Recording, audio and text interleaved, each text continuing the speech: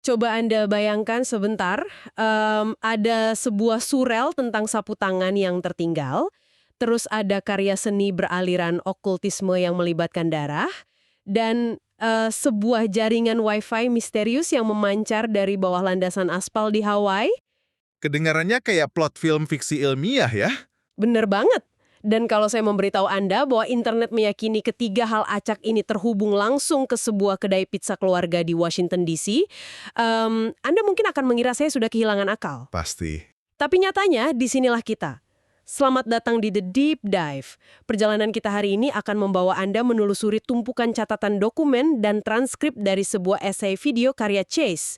Kita akan membedah salah satu lubang kelinci atau rabbit hole yang paling gelap, paling rumit, dan paling berdampak di era internet.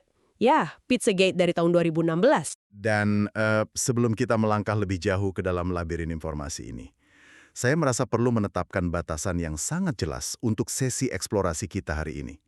Karena begini, sumber materi yang kita pegang ini memuat tuduhan yang luar biasa ekstrem. Sangat ekstrem. Betul. Ini adalah klaim-klaim yang sangat bermuatan politik dan melibatkan tokoh-tokoh dunia nyata. Mulai dari faksi Demokrat seperti Hillary Clinton hingga narasi yang kerap dikaitkan dengan kelompok sayap kanan. Jadi saya ingin menegaskan secara lugas kepada Anda yang mendengarkan. Kita di sini sama sekali tidak mengambil sikap politik apapun, baik kiri maupun kanan. Sepakat. Kita netral di sini. Tepat. Kita juga tidak sedang memvalidasi kebenaran dari tuduhan-tuduhan ini. Tugas kita murni membeda informasi dari sumber yang ada. Kita akan melihat secara objektif bagaimana narasi masif ini dibangun bata demi bata.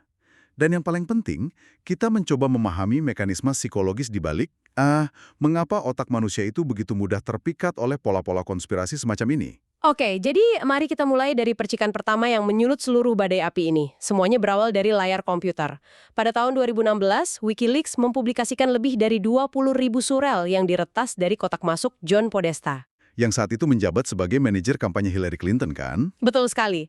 Nah, bagi kebanyakan orang, surel kampanye politik mungkin terdengar membosankan ya. Tapi surel-surel ini tuh rasanya berbeda, sangat ganjil. Dan disinilah kita menemukan fondasi krusial pertama dari narasi ini. Sesuatu yang seringkali disalahpahami oleh publik. Lembaga intelijen seperti CIA, FBI, dan NSA itu semuanya mengkonfirmasi bahwa surel-surel tersebut secara material adalah otentik. Wow, jadi benar-benar asli ya teksnya? Ya, asli. Tidak ada yang meretas dan mengubah atau mengetik ulang isinya. Teksnya sendiri otentik. Namun yang menjadi medan pertempuran sesungguhnya yang memicu lahirnya teori ini adalah interpretasi dari teks tersebut. Nah, interpretasinya ini menjadi benar-benar liar karena jujur saja bahasa yang digunakan dalam surel-surel itu sangat aneh. Sumber kita menyoroti beberapa contoh spesifik. Misalnya, ada surel dari seorang donor politik bernama Susan Sandler. Apa isi surelnya? Dia bertanya kepada Podesta apakah dia meninggalkan sapu tangan yang, dan ini kutipan langsung ya sepertinya, memiliki peta terkait pizza di atasnya. Maksud saya peta di atas sapu tangan. Agak aneh ya. Banget!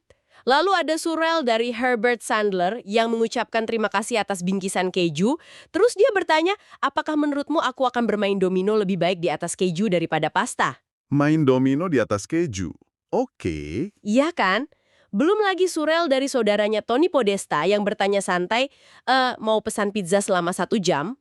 Siapa coba yang memesan pizza berdasarkan durasi waktu? Sangat spesifik dan tidak lazim. Dan yang paling mengganggu nih, ada surel tentang anak-anak usia 11, 9, dan 7 tahun yang akan berada di kolam renang untuk hiburan lebih lanjut. Ini jujur mengingatkan saya pada obrolan grup WhatsApp saya sendiri. Gimana maksudnya? Ya, kalau ada orang asing yang tiba-tiba membaca chat saya dengan teman-teman dengan semua singkatan dan lelucon internal kami, mereka mungkin mengira kami merencanakan kejahatan. Jadi pertanyaannya adalah, apakah surel-surel Podesta ini murni sistem kode rahasia yang jahat atau sekedar gaya komunikasi canggung dari generasi elit kaya yang mungkin terdengar seperti demensia ringan bagi kita? Ini adalah titik masuk yang sempurna untuk membahas bagaimana otak kita memproses informasi. Dalam dunia psikologi, ada fenomena yang disebut apofenia. Apofenia, apa itu tepatnya? Itu adalah kecenderungan bawaan manusia untuk melihat pola, makna, atau koneksi pada data yang sebenarnya acak atau tidak bermakna. Ketika orang luar membaca jargon internal dari sebuah kelompok tertutup, ambiguitas dari teks tersebut itu berubah menjadi kanvas kosong. Dan otak kita kan benci ketidakpastian ya. Tepat sekali. Otak kita benci ketidakpastian. Jadi, para pengguna internet mulai mengisi kekosongan itu. Mereka memaksakan sebuah kamus baru, di mana kata keju, pizza, dan pasta itu tidak lagi dilihat sebagai makanan, melainkan kode warna sapu tangan atau kata sandi untuk aktivitas ilegal bawah tanah. Masuk akal. Nah, ketika Anda menerapkan lensa filter konspirasi tersebut dan memindainya ke 20.000 surel, tiba-tiba setiap referensi kuliner yang tidak pada tempatnya itu berubah menjadi bukti kejahatan terorganisir. Gila ya, surel-surel ini mungkin hanya akan dianggap sebagai lelucon aneh kalau pengirimnya adalah akuntan atau pegawai kantoran biasa. Tapi masalahnya mereka ini bukan orang biasa. Tokoh elit politik. Tepat, mari kita lihat kehidupan nyata dari tokoh-tokoh di balik surel tersebut, karena disinilah segalanya mulai terasa kayak, novel thriller. Kita diperkenalkan pada Marina Abramovic, seorang seniman performance beraliran avant-garde yang sangat terkenal. Ya, dia nama besar di dunia seni kontemporer. Betul. Dalam surelnya kepada Tony Podesta, dia mengundangnya ke acara makan malam yang dia sebut spirit cooking atau masakan roh. Resep untuk acara ini melibatkan hal-hal yang mengerikan kayak darah babi, cairan tubuh, dan instruksi aneh seperti potong jarimu dalam-dalam dan makanlah rasa sakitnya. Sangat provokatif ya. Provokatif dan mengerikan. Dan sumber kita mencatat sebuah kebetulan yang aneh nih. Tak lama setelah tanggal acara tersebut, John Podesta difoto dengan plester di jari tengahnya. Wah. Dan disinilah kita melihat benturan yang sangat hebat antara eksentrisitas gelembung elit dan pemahaman publik arus utama. Abramovich sendiri sebenarnya pernah menyatakan bahwa konteks adalah segalanya. Konteks seperti apa maksudnya? Menurutnya, jika Anda melakukan ritual berbau okultisme di sebuah galeri seni, itu adalah pertunjukan seni. Tetapi, jika Anda melakukannya di rumah pribadi atau pertemuan spiritual, itu adalah sihir sungguhan. Oh wow, pernyataan yang lumayan berisiko. Sangat berisiko. Ironisnya, pernyataan ini justru memberi makan narasi konspirasi dengan sangat sempurna. Publik mulai bertanya, bagaimana kalau mereka tidak sedang berpura-pura membuat seni? Nah, disonansi kognitif itu mencapai puncaknya pada karakter sentral dari seluruh teori ini, yaitu James Alevantis. Dia adalah pemilik kedai Comet Pingpong di Washington, D.C. Secara harfiah, dia hanyalah seorang penjual pizza dan pemilik tempat hiburan keluarga, kan? Secara harfiah, iya. Tetapi majalah GQ pernah memasukkan namanya ke dalam daftar 50 orang paling berkuasa di DC. Dia juga merupakan presiden dari Galeri Seni Kontemporer Transformer dan punya ikatan erat dengan David Brock. David Brook yang merupakan tokoh kuat di balik organisasi media besar itu ya? Betul. Kekuasaan sosial yang begitu besar di tangan seorang penjual pizza membuat internet curiga. Akhirnya mereka mulai menggali Instagram pribadinya si @JimmyComet. Dan tunggu dulu, saya benar-benar harus berhenti di sini karena logika saya agak sulit mencernanya. Ada apa di Instagramnya? Gini, Alevantis itu adalah pria gay dan dia tidak punya anak, namun akun Instagram publiknya dipenuhi dengan foto-foto anak kecil dalam situasi yang sangat meresahkan. Meresahkan seperti apa contohnya? Ada foto ruang pendingin daging yang dia sebut sebagai ruang bunuh di kolom komentarnya sendiri, lengkap dengan tega murder. Ada foto tangan anak yang ditempel dengan selotip ke meja pingpong. Astaga. Maksud saya ini rasanya kayak melihat profil media sosial seseorang yang secara sengaja ingin terlihat seperti penjahat di film horor. Tapi dia melakukannya secara terbuka. Mengapa seseorang dengan koneksi politik tingkat tinggi secara sukarela mengunggah hal-hal semacam itu? Saya paham. Apa yang Anda rasakan itu adalah reaksi alami dari seseorang yang berada di luar gelembung sosial kaum elit seni kontemporer.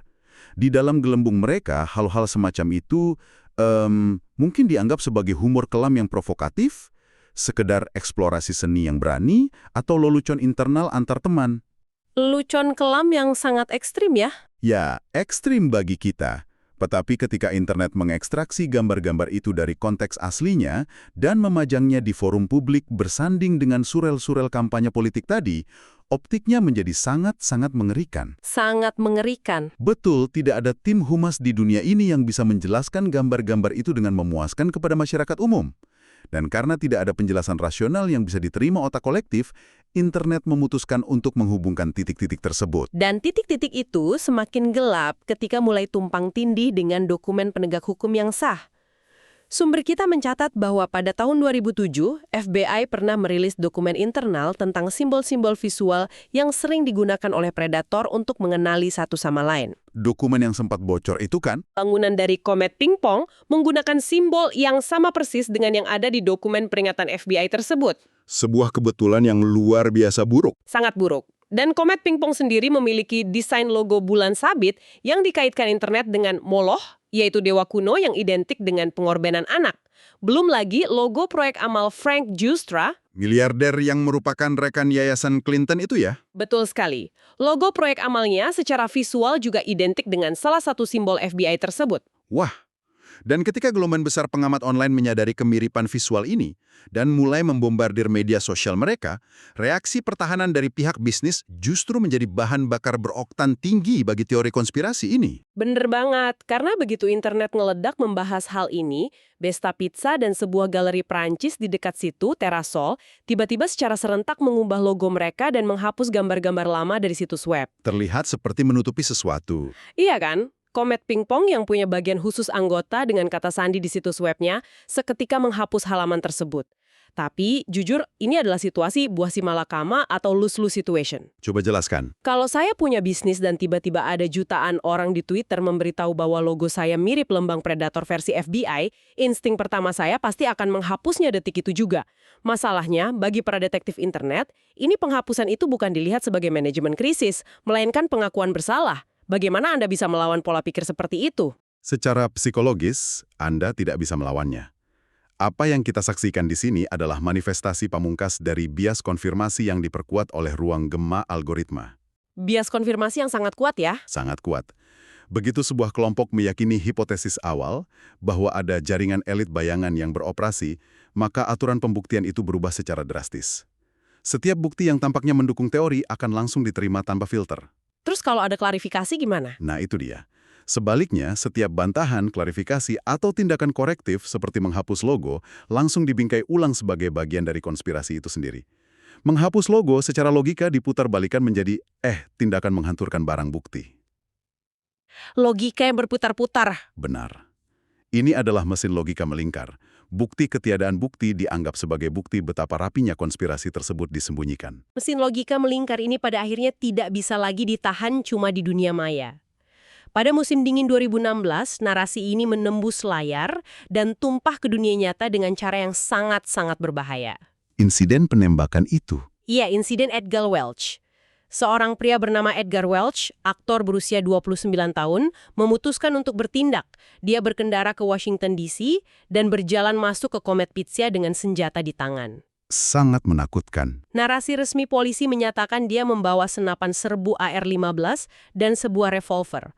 Walaupun ada saksi mata di dalam restoran yang berkicau di Twitter bahwa pria itu membawa shotgun bukan AR-15. Tapi terlepas dari jenis senjatanya apa, yang terjadi di dalam terasa luar biasa aneh. Karena selama kurang lebih 20 menit dia berada di dalam, menyuruh staf dan pelanggan keluar. Dan selama waktu itu dia melakukan sesuatu yang sangat spesifik kan? Tepat, dia tidak melukai satu orang pun. Dia menemukan pintu lemari yang terkunci, lalu menembak kuncinya hingga terbuka, dan di baliknya ternyata cuma ada tumpukan perangkat keras. Dia kemudian menghancurkan satu komputer tertentu, menyembunyikan senjatanya, keluar dari restoran dengan tangan kosong, dan menyerahkan diri kepada polisi dengan tenang. Dan dia akhirnya dijatuhi hukuman 4 tahun penjara ya? Benar, 4 tahun. Keseluruhan insiden ini terasa terlalu bersih, terlalu rapi gitu. Dan kecurigaan internet langsung meroket ketika mereka mulai menyelidiki siapa sebenarnya ayah dari Edgar Welch ini.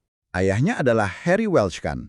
Seseorang yang profil hidupnya terdengar seperti karangan fiksi yang sangat berlebihan. Benar-benar kayak fiksi. Berdasarkan rekam jejak yang ditemukan komunitas online, profil ayahnya mengklaim sederet hal fantastis.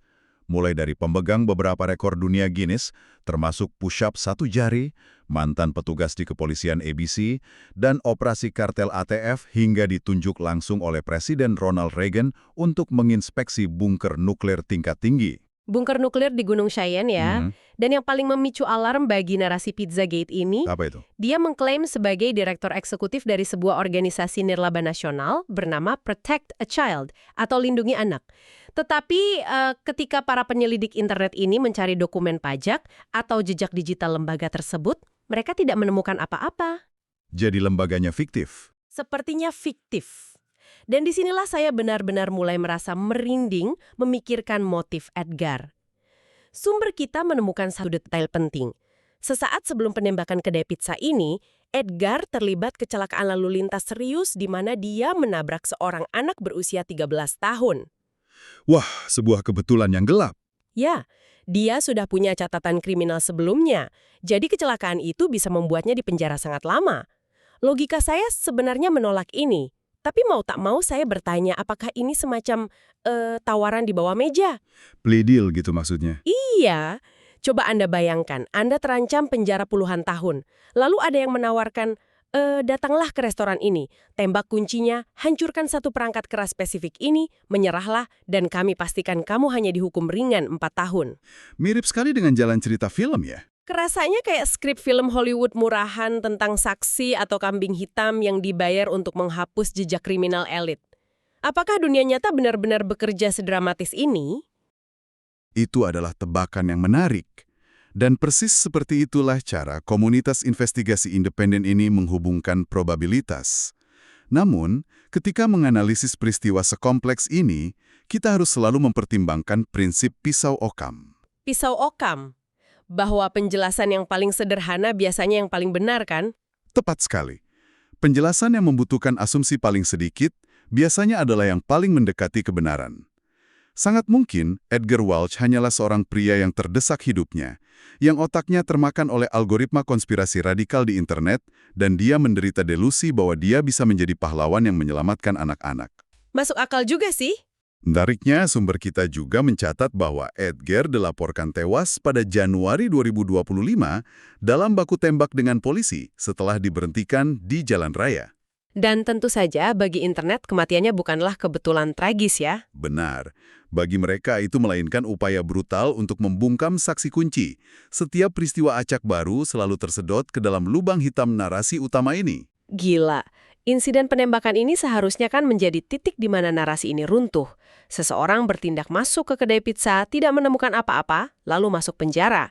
Cerita selesai kan? Seharusnya begitu. Tetapi internet tidak bekerja seperti itu. Ketika satu pintu tertutup, ribuan detektif amatir ini mulai melebarkan jaring pencarian mereka jauh melampaui Washington DC. Mereka menggulirkan bola salju ini menyeberangi lautan menuju Haiti dan bahkan Hawaii. Mari kita pecah ekspansi global dari teori ini menjadi dua utas utama ya, karena keduanya menunjukkan kekuatan intelijen sumber terbuka sekaligus bahayanya.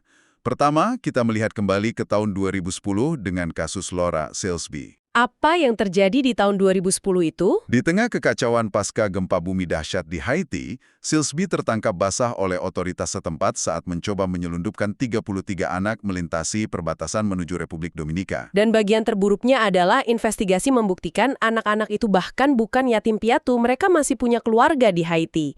Silsby pada dasarnya sedang melakukan penculikan massal. Tepat sekali. Dia langsung menghadapi tuduhan penculikan yang sangat berat. Namun, menurut narasi yang beredar luas di sumber materi kita, mantan Presiden Bill Clinton dikabarkan turun tangan menggunakan pengaruh diplomatiknya. Turun tangan untuk apa? Untuk membantu Silsby, hukumannya diringankan secara drastis dan dia berhasil kembali ke Amerika Serikat. Tetapi yang membuat para penganut teori ini terobsesi adalah babak selanjutnya dari kehidupannya. Oh, saya ingat bagian ini. Ya, Silsby berganti nama belakang menjadi Laura Geller, dan menurut temuan mereka, dia mendapat posisi eksekutif di sebuah perusahaan bernama Alert Sense. Sebentar, beri saya waktu sebentar untuk memproses ini. Alert Sense adalah perusahaan perangkat lunak yang menyediakan infrastruktur untuk Amber Alert. Sistem peringatan anak hilang itu kan? Ya, itu adalah sistem peringatan darurat nasional yang langsung masuk ke ponsel Anda saat ada anak yang diculik atau hilang. Ini bagian yang membuat saya benar-benar terdiam.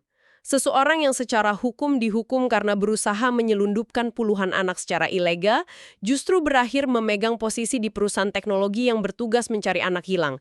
Anda tidak bisa mengarang ironi setajam ini. Ironi semacam inilah yang menjadi jangkar bagi teori konspirasi untuk bertahan hidup. Fakta-fakta yang aneh tumpang tindih secara tidak nyaman, dan ini memberikan validasi emosional bagi mereka yang percaya. Validasi yang sangat kuat ya? Betul. Dan validasi itu semakin kuat ketika investigasi beralih ke misteri Cheesy Bay di Hawaii. misteri Reddit yang terkenal itu. Beberapa tahun lalu ada sebuah akun anonim di forum Reddit yang menemukan sesuatu yang sangat spesifik dan aneh. Ada sekitar 30 jaringan Wi-Fi tidak wajar yang memancar dari bawah tanah, tepatnya di bawah landasan beton sebuah lahan pertanian urban di Honolulu, Hawaii. 30 jaringan Wi-Fi di bawah beton. Aneh sekali. Sangat aneh. Para penyelidik digital ini kemudian melacak kepemilikan properti tersebut dan menemukan bahwa itu terhubung dengan seorang pria bernama Dave Flintstone yang saat itu berjualan suku cadang komputer di eBay. Lalu, bagaimana dia terhubung ke narasi utama? Melalui rentetan surel yang diduga diretas, mereka menemukan bahwa Flintstone ini rupanya pernah berkomunikasi dengan Sasha Lord, organisator acara di Comet Ping Pong di DC. Dan penghubung yang menjembatani mereka dalam surel tersebut diduga adalah seseorang dengan nama samaran Richard Windsor. Ya, dan bagian yang ini secara faktual terbukti benar. Lisa Jackson yang merupakan pejabat tinggi Badan Perlindungan Lingkungan atau EPA di era pemerintahan terkait dan juga duduk di Dewan Yayasan Clinton, memang ketahuan menggunakan surel pemerintah rahasia dengan nama samaran Richard Windsor. Wah, sebuah koneksi dunia nyata. Benar, tambahkan lagi satu surel aneh dari Todd Stern, seorang donor yang terhubung dengan lingkaran tersebut, kepada John Podesta. Di surel itu Stern mengatakan, saya bermimpi tentang kedai hotdogmu di Hawaii. Kedai hotdog? Di Hawaii? Sangat spesifik. Tapi bagian puncaknya dari semua kegilaan ini baru saja terjadi pada bulan April tahun ini, yaitu 2026. Ya, sumber kita mencatat sebuah berita utama internasional yang baru saja meledak. Kepolisian merilis laporan penangkapan seorang pria di Kolombia dengan tuduhan yang sangat serius, yaitu menyewa anak di bawah umur berusia 15 tahun untuk dieksploitasi. Dan coba tebak, siapa nama pria yang ditangkap di Kolombia itu? David Flintstone, seorang pria berusia 60 tahun yang merupakan penduduk asli Hawaii. Kebetulan yang luar biasa mengejutkan. Saya sungguh tertegun membaca konklusi ini. Mari kita bedah ini secara matematika rasional ya. Anda memiliki nama yang identik, Dave atau David Flintstone. Anda memiliki usia yang cocok untuk garis waktu tersebut, 60 tahun. Anda memiliki asal geografis yang sama persis Hawaii, yang populasinya bahkan tidak sampai 1,5 juta orang. Probabilitas yang sangat sempit. Sangat sempit. Dan pria ini dikaitkan dengan surel-surel samar berusia lebih dari 1 dekade yang membicarakan koneksi bawah tanah ke DC. Secara statistik, probabilitas seberapa besar peluang semua variabel spesifik ini sejajar murni sebagai sebuah kebetulan alam semesta? Apakah ini 1:1 juta? 1:1 miliar? Jika kita harus menarik benang merah dari seluruh sesi eksplorasi mendalam kita ini, Anda akan menyadari bahwa kita sedang menyeimbangkan sebuah dikotomi yang sangat tajam dan jujur saja tidak nyaman. Di satu sisi ada apa? Di satu sisi, timbangan Anda dihadapkan pada tumpukan kebetulan yang secara statistik sangat ekstrim. Eksentrisitas dari kaum elit berkuasa yang tidak bisa dijelaskan dengan nalar publik dan rentetan insiden dunia nyata yang memiliki optik sangat mengerikan. Dan di sisi lainnya? Di sisi lain, timbangan Anda sedang melihat mesin pengenalan pola yang paling canggih dalam sejarah, yaitu jutaan otak manusia di internet yang bekerja secara kolaboratif dalam mode overdrive. Mereka mati-matian merajut ribuan titik data acak untuk membentuk satu narasi besar yang kohesif. Walaupun kadang dipaksakan ya. Seringkali begitu, mesin itu memaksakan sebuah garis penghubung linier di tempat yang sebenarnya hanya berisi kekacauan manusiawi yang kebetulan berdekatan. Itu adalah rangkuman yang sangat mendalam. Dan saya ingin menegaskan kembali janji kita di awal kepada Anda yang menemani perjalanan ini. Sesi eksplorasi kita hari ini tidak dirancang sebagai palu hakim untuk memutus siapa yang benar dan siapa yang salah. Kita tidak sedang menghakimi. Tepat, kita tidak sedang memvalidasi kebenaran teori bayangan ini. Namun kita mencoba membedah dan melihat cermin dari masyarakat modern kita yang menunjukkan betapa rumit, tebal, dan terkadang menakutkannya lapisan informasi dan disinformasi di era digital ini.